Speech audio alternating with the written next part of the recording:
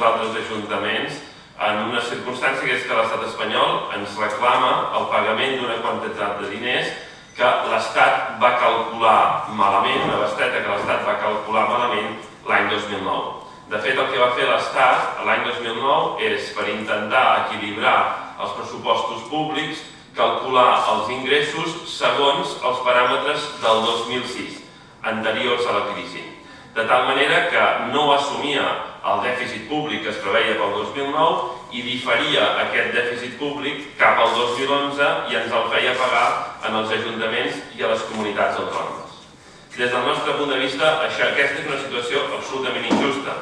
Tenim la sensació que l'Estat va calcular de forma deslleial la previsió d'ingressos i que en aquests moments en què nosaltres, ajuntaments, hem d'assumir un seguit de responsabilitats peremptòries envers dels nostres conciutadans, ens trobem mancats dels recursos necessaris per fer-hi front.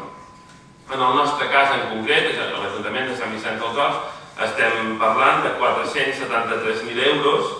Per tant, una xifra que, perquè ens en fem una mica la idea, és més del doble dels diners que nosaltres destinem a les nostres prestacions socials. Des del nostre punt de vista, l'Estat hauria d'actuar de forma lleial amb el conjunt de les administracions de l'Estat.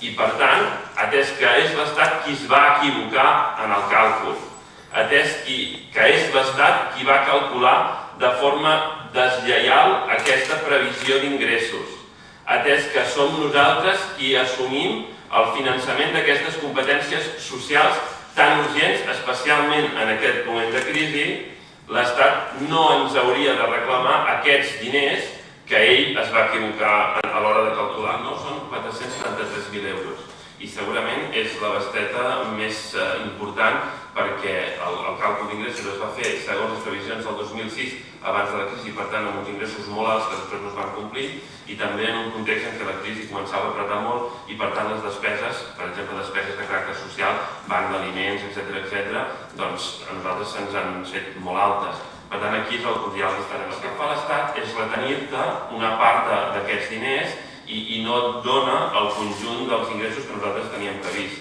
Per tant, en el nostre cas, la situació és la següent. L'Estat, el 2009, ens va dir us toquen 100 euros. Quan nosaltres vam gastar aquests 100 euros, d'acord? I ara l'Estat ens diu no eren 100 euros, eren 80.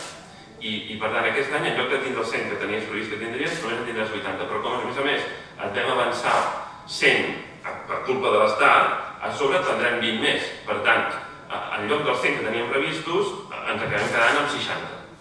Clar, per nosaltres és una situació terrible, terrible. Perquè si nosaltres, les nostres despeses socials, banc d'aliments, ajuda al lloguer, ajuda al pagament d'hipoteques, etc., està a l'entorn dels 200.000 euros aproximadament, diguem-ne, d'ajuda directa, i ens en reclamen 473.000, s'entén ràpidament quina és la magnitud de la tragèdia pels nostres ciutadans, diguem-ne, estem en una situació extremadament difícil, nosaltres i tants altres ajuntaments. Nosaltres fem aquest requeriment, estem convençuts que altres ajuntaments s'hi afegiran i que buscaran mecanismes per intentar defensar els drets i les necessitats. El que fa l'Estat és retenir-te una part d'aquests diners i no et dona el conjunt dels ingressos que nosaltres teníem previst. Per tant, en el nostre cas, la situació és la següent. L'Estat, el 2009, ens va dir us toquen 100 euros. Quan nosaltres vam gastar aquests 100 euros, d'acord? I ara l'Estat ens diu no eren 100 euros, eren 80. I per tant, aquest any, en lloc de tindre els 100 que tenies previst que tindries, només en tindràs 80. Però com a més, et vam avançar 100 per culpa de l'Estat, a sobre tindrem 20 més. Per tant, en lloc dels 100 que teníem previstos, ens acabem quedant amb 60.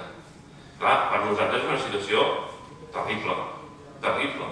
Perquè si nosaltres, les nostres despeses socials, banc d'aliments, ajuda al lloguer, ajuda al pagament d'hipoteques, etc., està a l'entorn dels 200.000 euros aproximadament, diguem-ne, d'ajuda directa, i ens en reclamen 473.000, s'entén ràpidament quina és la magnitud de la tragèdia pels nostres ciutadans, diguem-ne, estem en una situació extremadament difícil, nosaltres i tants altres ajuntaments. Nosaltres fem aquest requeriment, estem convençuts que altres ajuntaments s'hi afegiran i que buscaran mecanismes per intentar defensar els drets i les necessitats. A la voluntat política per part de l'estat espanyol, per part del govern espanyol, de calcular erròniament la previsió d'ingressos, des del nostre punt de vista és una evidència. El 2009 hi havia crisi i era conegut per tothom que hi havia crisi. I la previsió d'ingressos per part del govern espanyol es va fer segons els ingressos del 2006, abans de la crisi. I per tant és evident que hi havia una intencionalitat a l'hora de calcular malament la previsió d'ingressos. Per què hi havia aquesta intencionalitat? Perquè si el govern espanyol reconeixia que, fruit de la crisi, els ingressos serien més baixos, el dèficit previst per l'any 2009 hauria sigut molt més alt. Com que l'estat espanyol no volia assumir aquesta previsió de dèficit molt més alt, què va fer? Va dir, tranquils, sí, encara ingressarem com el 2006, com abans de la crisi. Per tant, això va fer que els mercats financers, per exemple, no detectessin que el diferencial del dèficit s'estava disparant. Què ha fet l'Estat? Ens ha traspassat aquest deute a les comunitats autònomes i en els ajuntaments, perquè, atès que la previsió d'ingressos no es va complir, ara qui hem d'assumir això som nosaltres, que no tenim capacitat d'endeutar-nos.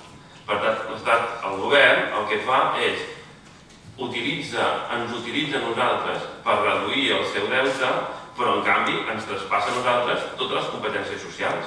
O sigui, qui ha de fer front a les necessitats socials dels ciutadans som nosaltres.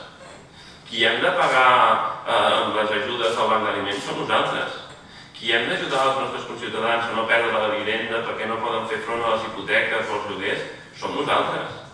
Qui ha d'intentar ajudar a les residències de gent gran som nosaltres, no l'Estat.